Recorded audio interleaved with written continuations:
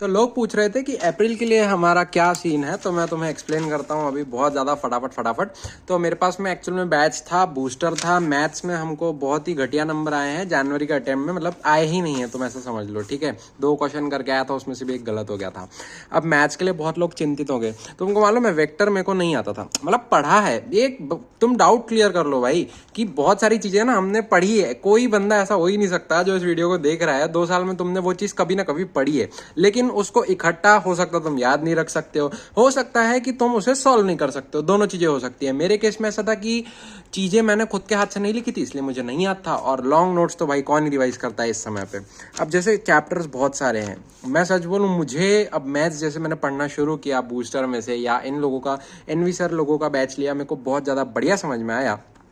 अब इसमें एकदम ध्यान से देखना, इतने सारे अपने पास में चैप्टर्स हैं, लेकिन मैं कौन से करने वाला हूँ, vector, sequence series, function, 3D, जो मैंने ऑलरेडी पढ़ा हुआ है। हो सकता है वो तुम्हारे लिए एओडी हो, लेकिन एलसीडी और एओडी मत करके जाना, क्योंकि भाई एक भी शिफ्ट में सवाल नहीं है। बट अगर तुम सोच रहे हो कि भाई 3D में है ना ये चैप्टर बहुत ज्यादा बड़ा है, तो अब वो भाई उसकी लेंथ है तो है, जैसे रे ऑप्टिक्स है ना, अब जो इसमें बीएन सर करके एक है, तो वो बहुत बढ़िया पढ़ा रहे हैं। अब उन्होंने ऐसा कहा कि जिस चैप्टर में फॉर्मूला ज्यादा है उसमें डीप नहीं जा सकते वो लोग, क्योंकि उस चैप्टर में चैलेंज ये है कि फॉर्मूले याद रहने चाहिए।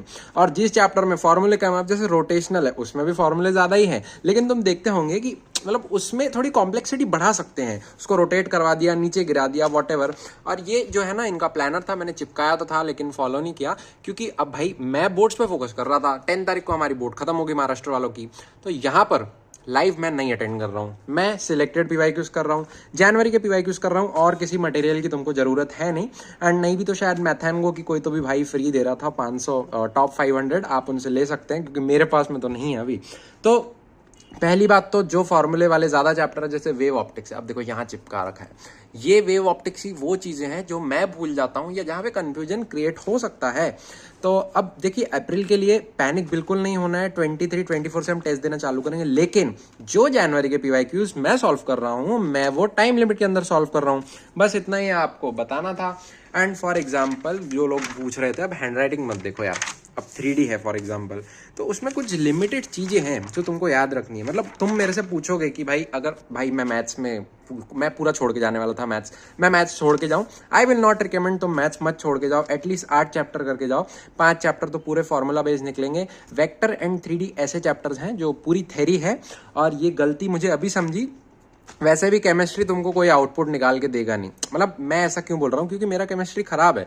अपन ऑर्गेनिक के और इनऑर्गेनिक के भरोसे जाएंगे, फिजिकल के क्वेश्चन ही मेरे से डिकोड नहीं हो रहे हैं। तो बस इसी चीज को ध्यान में रखो। एंड इफ तुमको, क्योंकि अब मैं इसमें छोटे से वीडियो में कितना बताऊंगा तुम सब लोगों को, तो फिर अगर तुम चाहते हो इसको थोड़ा मैं एक्सटेंड करके और भी इसमें चीजें बताऊं कि मैं और क्या कर रहा हूँ, फिजिक्स के लिए क्या कर रहा हूँ, एंड कितने दिन में क्या करने वाले हैं, प्लान तो तुमको लगभग बता ही दिया है, ठीक है। तो आप सभी लोगों को अपनी तैयारी के लिए all the best. And video को लाइक कर देना, चैनल को सब्सक्राइब कर देना अगर वीडियो से कुछ लर्न करने को मिला हो या फिर मजा आया देखने में। Bye bye.